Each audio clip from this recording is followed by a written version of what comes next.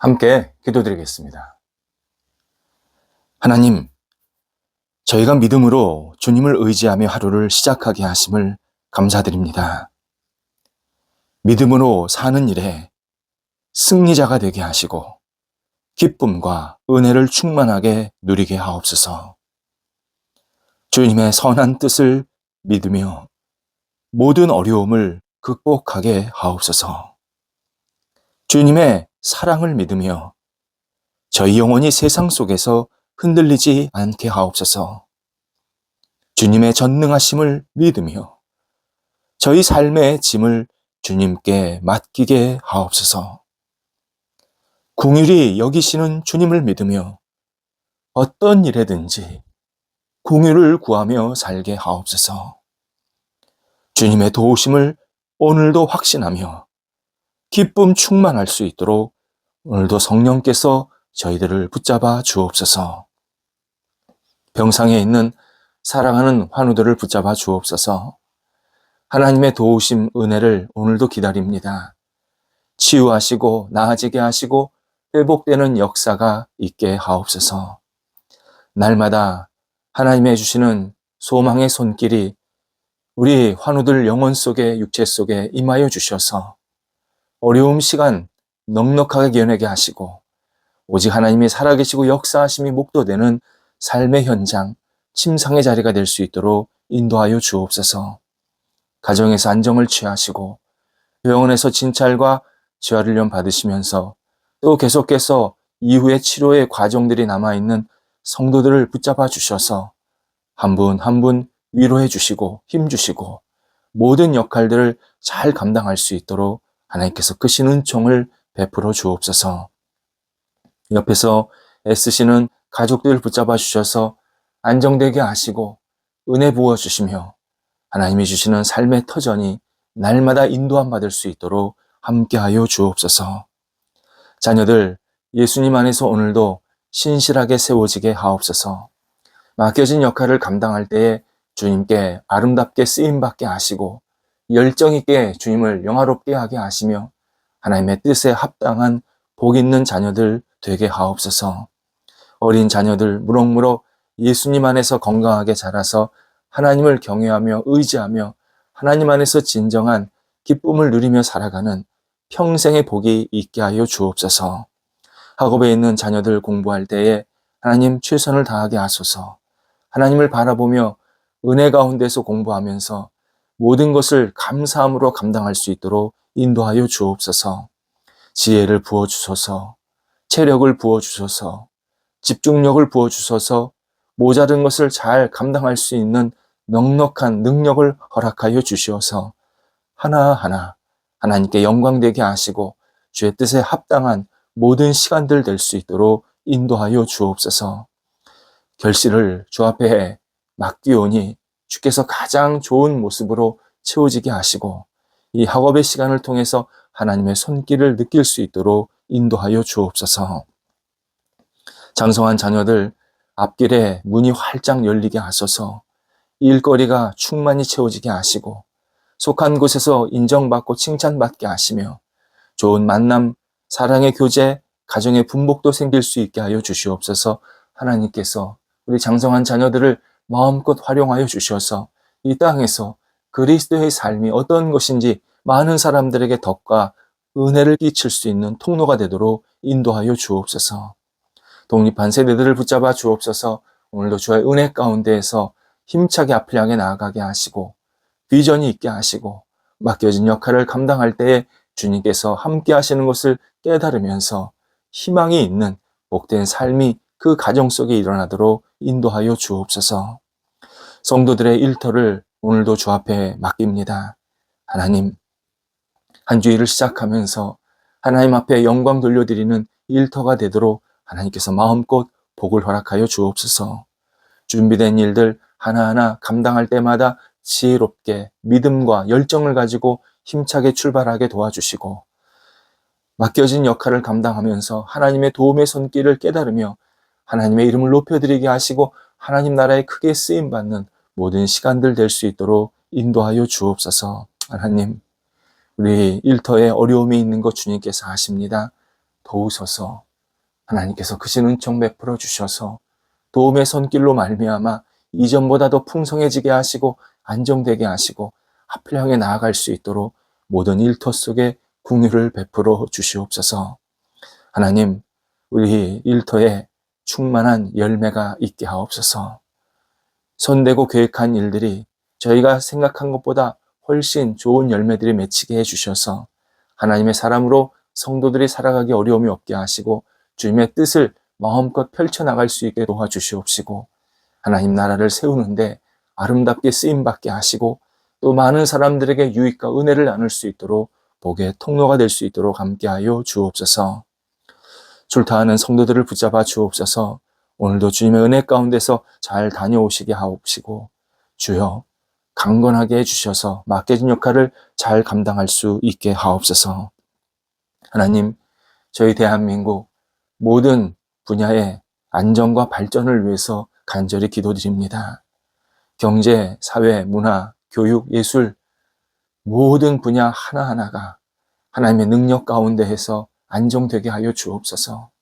하나님, 대한민국 백성들이 지금껏 하나님의 도우심과 은혜로 살고 있음을 고백하오니 하나님 더욱더 크신 은총 베풀어 주셔서 힘차게 앞을 향해 나갈 수 있도록 디딤돌이 생길 수 있게 도와주시고 안정된 모습으로 하나님의 뜻을 이루며 세상 속에서 빛과 소금 역할을 감당하는 대한민국 그리고 백성들이 되도록 인도하여 주옵소서. 모자른 것이 있다고 낙심하지 않게 하시고 잘하는 것이 있다고 우쭐하지 않게 하시고 겸손히 주님을 의지하면서 더욱더 힘차게 앞을 향해 전진해 나갈 수 있는 희망찬 대한민국이 되도록 인도하여 주옵소서. 하나님, 저희 성도들 오늘도 영육간에 강건하게 하옵소서. 어떤 역할을 하든지 주님이 주시는 강건함으로 오늘도 모든 일들을 감당하게 하시고 하나님이 주시는 은총 때문에 감사가 기쁨이 넘쳐나는 성도들 되게 하옵소서. 예수님의 이름으로 기도드립니다. 아멘. 오늘 우리에게 주시는 하나님의 말씀은 신약성경 로마서 5장 20절, 21절 말씀입니다. 로마서 5장 20절, 21절 말씀입니다. 살아계신 하나님의 말씀을 봉독합니다. 율법이 들어온 것은 범죄를 더하게 하려 함이라. 그러나 죄가 더한 것에 은혜가 더욱 넘쳤나니 이는 죄가 사망 안에서 왕 노릇한 것 같이 은혜도 또한 의로 말미암아 왕 노릇하여 우리 주 예수 그리스도로 말미암아 영생에 이르게 하려 함이라. 아멘. 개인은 세상에서 큰 영향을 받으며 살 수밖에 없습니다. 세상이 개인을 압도한 그러한 환경이나 시간들을 우리 개인은 많이 경험하게 됩니다. 따라서 개인은 세상에 대한 시각, 이 시선이 변하지 않으면 자기 생활에 만족이나 평안함이 찾아오지를 않습니다. 세상의 흐름에만 맞추어 살다 보면 내가 지금 어디에 있는지, 어디로 가고 있는지를 확인할 수 없기 때문입니다. 정말 이리저리 왔다 갔다 위아래서 눌리고 이러한 모습으로 개인이 살기 때문에 굉장히 힘들 수밖에 없는 그러한 현실을 맞게 됩니다. 그래서 우리는 이 시각, 세상을 바라보는, 세상을 살아가는 시각, 이것이 변화가 일어나야 합니다. 기독교 신앙은 세상을 바라보는 시각, 세상을 살아가는 시각을 완전히 변화시키는 놀라운 특징을 가지고 있습니다. 물론 시각이 변한다고 현실이 변하는 것은 아닙니다. 다만 어떤 시각으로 바라보느냐에 따라서 현실에서의 다양한 일들, 사건들, 상황들, 이것에 대한 기준과 평가가 완전히 달라집니다. 우리가 만족하고 감사하는 삶을 살 수 있는 것은 현실 그 자체가 아닙니다. 내가 파악한 현실에서부터 시작이 됩니다. 파악한 현실. 해석하고 이해한 현실을 말합니다. 이게 우리가 진정한 만족과 기쁨을 누릴 수 있는 현실을 살아가는 방법입니다. 기독교 신앙인이 세상을 바라보는 시각이 변한다고 할 때 핵심은 보이지 않는 세계를 본다는 점입니다. 본문이 이 사실을 일례로 알려주고 있습니다. 바울은 율법의 용도가 범죄를 더하기 위함이다 말을 합니다.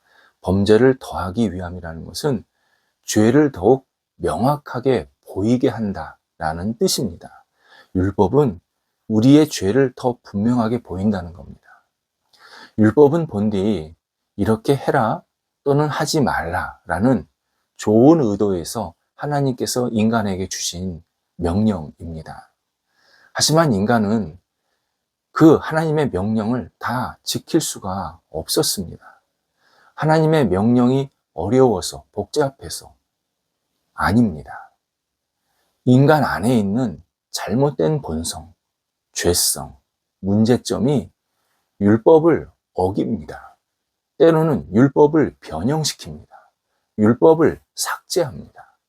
하나님이 주신 율법은 1이라는 명쾌한 것이었는데 이것을 인간의 본성과 인간의 상황, 잘못된 판단을 가지고 계속 잘못된 모습으로 오해를 하게 된다는 겁니다. 때로는 율법에 인간의 해석과 생각을 덧붙여 가지고 원래 내용이 아니라 이상한 내용의 인간적 율법을 만들어내서 그걸 지키기도 합니다. 그러다 보니까 오랜 기간 율법을 지키는 일이 형식화됩니다. 율법의 본래 의도는 싹 사라지고 조항과 문구에만 집착해서 그렇게 했어? 안 했어? 이거에만 따지는 관습이 생긴 겁니다. 바울은 이것을 율법이 인간의 죄성을, 안에 있는 죄성을 더 부각시키는 역할을 했다라고 설명합니다. 율법이 강조되면 강조될수록 인간의 죄가 더 크게 드러나는 겁니다. 그래서 율법이 인간을 살리는 것이 아니라 인간을 완전히 무너뜨리고 죽이는 역할을 하게 되었습니다. 이것이 눈에 보이는 율법의 역할이라는, 그렇게 바울이 설명하고 있습니다. 예수 그리스도가 이 땅에 오십니다. 예수님은 율법을 주신 분입니다.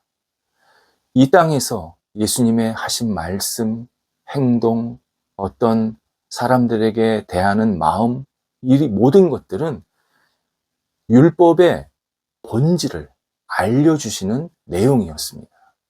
그래서 예수 그리스도를 진심으로 믿고 따르면 율법의 본질을 지키는 것이라는 겁니다.